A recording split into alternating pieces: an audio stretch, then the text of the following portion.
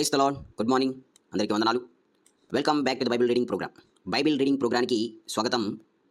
ఈరోజు మనం నేర్చుకోవాల్సిన అధ్యాయం ఏంటంటే the book of Genesis chapter 30, ఆదికాండం 30వ అధ్యాయం. దేవుడు 29 అధ్యాయాలు చదవడానికి ఇచ్చిన కృపను బట్టి మీకు దేవునికి స్తోత్రాలు.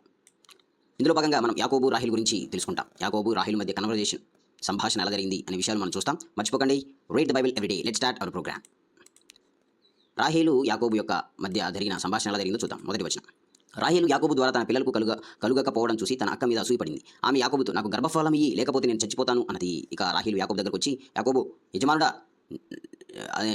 లేయా మీద అసూయపడింది. ఎందుకంటే లేయాకి 3 పిల్లలు ఉన్నారు. ఇంకా నాకు పిల్లలు ఏమీ లేరు. నీ వల్ల నాకు పిల్లలు కలగలేదు. దయచేసి నాకు పిల్లలు నువ్వు, నాకు గర్భఫలం ఇయ్యి అని యాకోబు దగ్గరకు వచ్చి అడుగుతా ఉంది రాహేలు. లేకపోతే నేను చచ్చిపోతా కూడా అని బెదిరిస్తూ ఉంది. నేను బతుకుంది ఎందుకు, ఇక పిల్లలు లేరు కదా, గొడ్రాలుగా ఉన్నా, నా అక్క చూడు 3 పిల్లలు ఉన్నాయి, నా అక్కకి 3 పిల్లలు ఉన్నారు అని అక్క మీద అసూయపడి యాకోబు దగ్గరకు వచ్చి నేను చచ్చిపోతా, లేకపోతే పిల్లలు లేకపోతే అని చెప్తా ఉంది రాహేలు. ఇంకా 2వ వచనం. యాకోబు కోపం రాహేలు మీద రగులుకుంది. అతడు, నీకు గర్భఫలం ఇవ్వకుండా ఉన్న దేవుని స్థానంలో నేనున్నానా అన్నాడు. అందుకు ఆమె, నా దాసి బిల్హా ఉంది కదా, ఆమెతో రాత్రి గడుపు, ఆమె నా కోసం పిల్లలను కంటుంది, ఆ విధంగా ఆమె వలన నాకు కూడా పిల్లలు కలుగుతారు అని చెప్పి. ఇంకా యాకోబు ఏమంటే, ఇంకా యాకోబు రాహేలు మీద చాలా కోపడ్డాడు, రగిలిపోయాడు. నీకు గర్భఫలం లేకుండా ఏమన్నా దేవుని స్థానంలో నేనున్నానా? గర్భఫలం ఇచ్చే దేవుడే, అర్థమైందా? దేవుని స్థానంలో నేనున్నానా అని గట్టిగా కోపడ్డాడు యాకోబు రాహేలు మీద. ఇంకా అప్పుడు రాహేలు అంటుంది, ఇగో నా దాసి బిల్హా ఉంది కదా, ఆమెతో పో, ఆమె వల్ల నాకు పిల్లలు కలుగుతుంది, ఆమె నా కోసం పిల్లలు కంటుంది, ఆమె వల్ల నాకు పిల్లలు కలుగుతుంది అని చెప్పింది.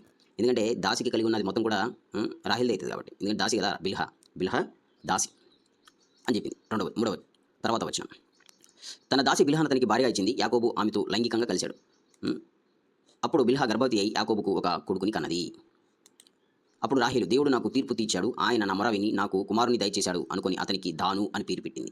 ఇంకా యాకోబు రాహేలు దాసి అయిన బిల్హాతో పోయినప్పుడు బిల్హా గర్భవతి అయి ఒక కుమారుని కంటుంది. అతని పేరు ఏంటంటే దాను. ఇక్కడ వీళ్ళు చేసిన తప్పు అని అనొచ్చు. ఇది దేవుని దగ్గర నుండి రాలేదండి, వీళ్ళ సొంత ప్రయత్నాలు ఇవన్నీ. అర్థమైందా? ఖచ్చితంగా యాకోబును దేవుడు దీవిస్తున్నాడంటే రాహేలును కూడా దేవుడు దీవిస్తాడు. ఎందుకంటే రాహేలు యాకోబు భార్య కాబట్టి. లేయాని ఎందుకు దీవించాడంటే లేయా తృణీకరించబడింది కాబట్టి లేయాని ఫస్ట్ దేవుడు దీవించాడు. రాహేలు యొక్క మనస్తత్వం ఎలా ఉంటుందో దేవుడు పరీక్షిస్తున్నాడు. వీళ్ళిద్దరికి పుట్టిన సంతానం నుండి దేవుడు అతన్ని దీవిస్తాడు. యోసేపు ఈ ఇద్దరి నుండి వస్తారు. రాహేలు చేసిన తప్పు బిల్హాతో పోవడం, లేయా కూడా అలానే చేస్తుంది. సో వీళ్ళు మనుషులు చేసిన ఆలోచనలు, మనుషులు చేసే తప్పిదములు దేవుని నుండి వచ్చింది కాదు. అందుకనే చూసారా, బిల్హా నుండి వచ్చిన సంతానం దీవించబడినట్టు ఎక్కడ మనం చూడలేం. తర్వాత రాహేలు యొక్క దాసి నుండి వచ్చిన సంతానం ఎక్కడ, ఈ దాను అనే పేరు ఇక్కడ కనబడుతుంది తప్ప ఇంకెక్కడ కనబడదు. దేవుడు వీళ్ళని దీవించాడు. ఎందుకంటే వీళ్ళ చేసిన తప్పులు కావచ్చు అక్కడ ఆ రోజుల్లో. లేదు భూమి మీద సంతానం విస్తరించాలనే ఉద్దేశంతో దేవుడు అనుమతించిన అనేది కూడా మనం చూడొచ్చు. రాహేలు దాసి బిల్హా మళ్ళీ గర్భవతి అయి యాకోబుకు 2వ కొడుకుని కన్నది.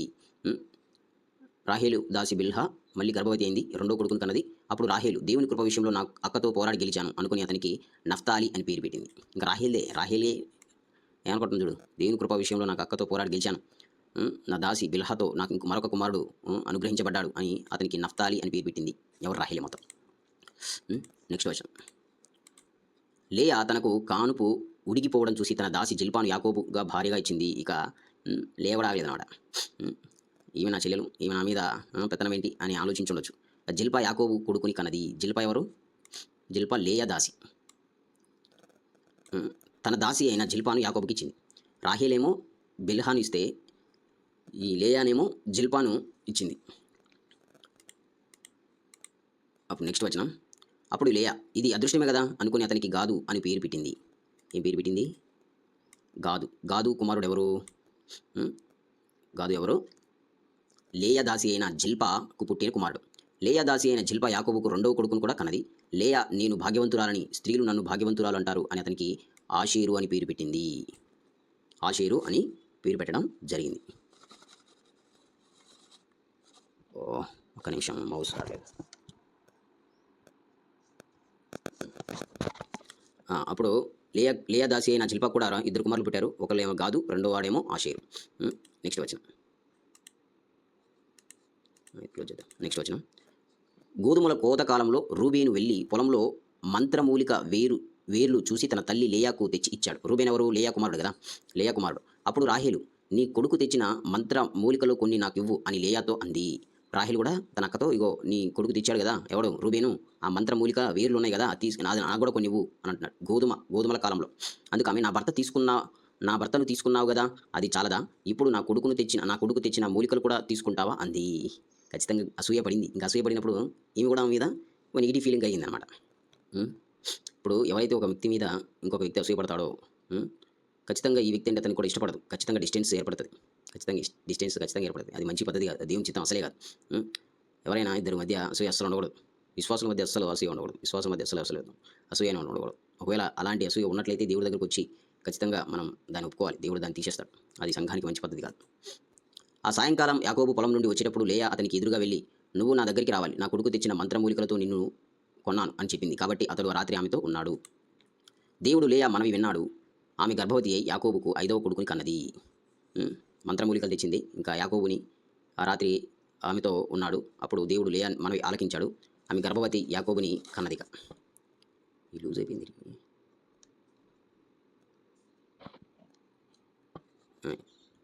ఐదవ కొడుకు లేయాకు పుట్టింది. లేయా, నా భర్తకు నా దాసిని ఇవ్వడం వలన దేవుడు నాకు ప్రతిఫలం దయచేశాడు అనుకుని అతనికి ఇష్మాకారు అని పెట్టాడు. ఏం పేరు పెట్టారు? ఇష్మాకారు. నా భర్తకు నా దాసిని ఇవ్వడం వలన దేవుడు నాకు ప్రతిఫలం దయచేశాడు. కాబట్టి లేయా మళ్ళీ గర్భవతి 6వ కొడుకుని కన్నది.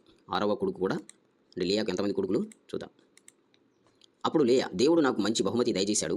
నా భర్తకు 6 కొడుకులను కన్నాను. కాబట్టి అతడు ఇకపై నాతో కాపురం చేస్తాడు అనుకుని అతనికి జెబూలూను, మొదటివాడెవరు? రూబేను. జెబూలూను అని పేరు పెట్టింది.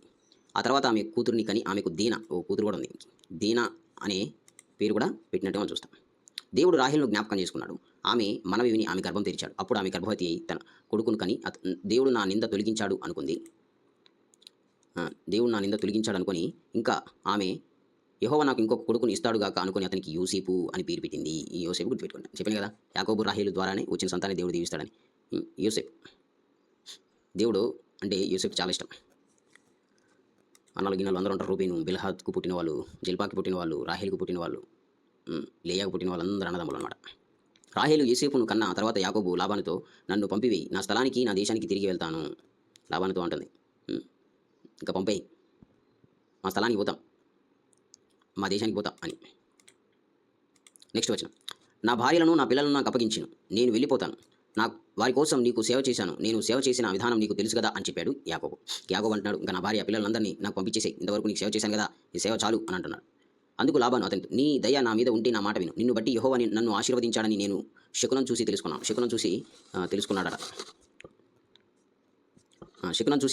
ఎవరు? లాబాను. ఇగో నీ వల్లనే దేవుడు నన్ను దీవించాడు బాబు, నువ్వు దయచేసి ఇక్కడే ఉండు నువ్వు అంటున్నాడు లాబాను. నీ జీతం ఇంత అని నాతో స్పష్టంగా చెప్పు, అది నీకు ఇస్తాను. ఇదిగో స్పష్టంగా చెప్పు, ఈ జీతం ఇంత అని స్పష్టంగా చెప్తే నేను అది నీకు చెల్లిస్తాను. నీ వల్లనే నాకు ఇంత డబ్బు వచ్చింది, నీ వల్లనే ఇంత ఆస్తి వచ్చింది, నీ వల్ల ఇంత స్వాస్థ్యాన్ని అనుభవిస్తున్నాను, నువ్వు ఇక్కడ ఉండాలి, నీకు ఎంత కావాలో చెప్పు, అంత ఇస్తాను జీతం అంటున్నాడు లాబాను.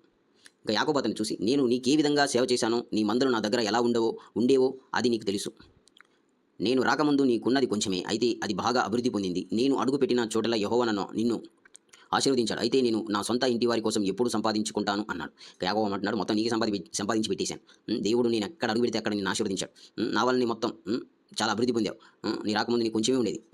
ఇప్పుడు నా ఇంటి వారి కోసం, ఇప్పుడు నాకు పిల్లలు ఉన్నారు, భార్య పిల్లలు ఉన్నారు, వీళ్ళ కోసం నేను ఎప్పుడు సంపాదించి పెట్టుకోవాలి, అందుకే నన్ను పంపేసి ఇక్కడ నుంచి. ఇక్కడ దేవుడు నా ప్రణాళిక కాదు, నేను అక్కడ ఖచ్చితంగా పోవాలి. అప్పుడు లాబాను, నేను నీకేమి ఇవ్వాలి అని అడిగాడు. అందుకు యాకోబు, నువ్వు నాకేమీ ఇవ్వద్దు, నువ్వు నా కోసం నేను చెప్పిన విధంగా చేస్తే నేను తిరిగి నీ మందను మేపుతూ వాటి బాగోగులు చూస్తాను.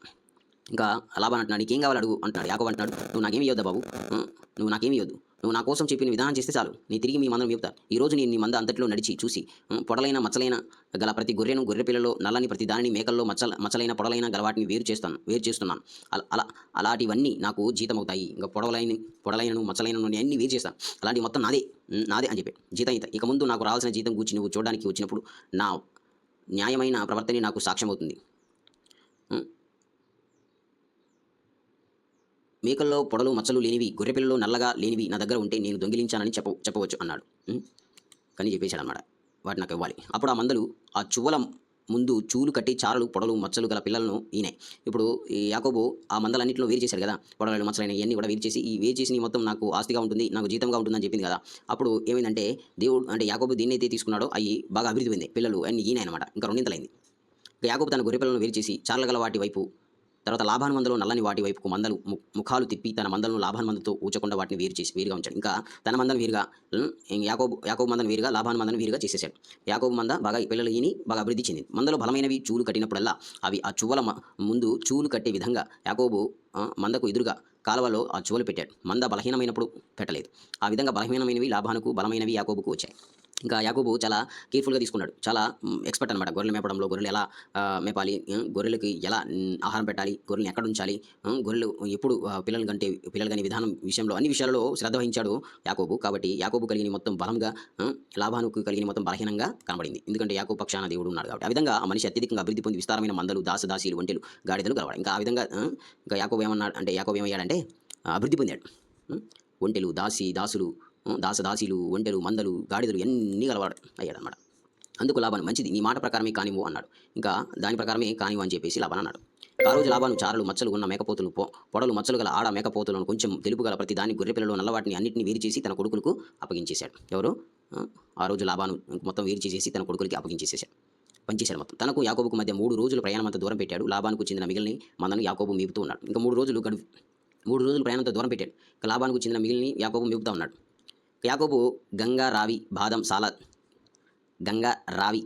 సాల చెట్ల చువ్వలు తీసుకొని ఆ చువ్వల్లో తెల్లచారలు కనబడేలా అక్కడక్కడ వాటి తొక్కలు ఒలిచాడు. మందలు నీళ్లు తాగడానికి వచ్చినప్పుడు అవి చూలు కట్టడం కోసం తాను ఒలిచిన చువ్వలను మందలు తాగడానికి వచ్చే కాలువల్లో నీటి గాలల్లో వాటి ముందు పెట్టాడు. ఇంకా యాకోబు ఏం చేశాడంటే ఒక మేకపిల్ల కానీ ఒక గొర్రెపిల్ల కానీ ఎలా ఈనుతుందో ఆ విషయాలన్నీ ఏర్పాటు చేసేసి దానికి కావాల్సిన మొత్తం ఏర్పాటు చేసి దానికి కావాల్సిన ఆహారం పెడుతున్నాడు. ఇంకా ఏం చేస్తున్నాయంటే ఈడుతున్నాయి, అంటే ఆ పిల్లలు కంటున్నాయి, అవి అలా అభివృద్ధి పొందుతూ ఉన్నాయన్నమాట.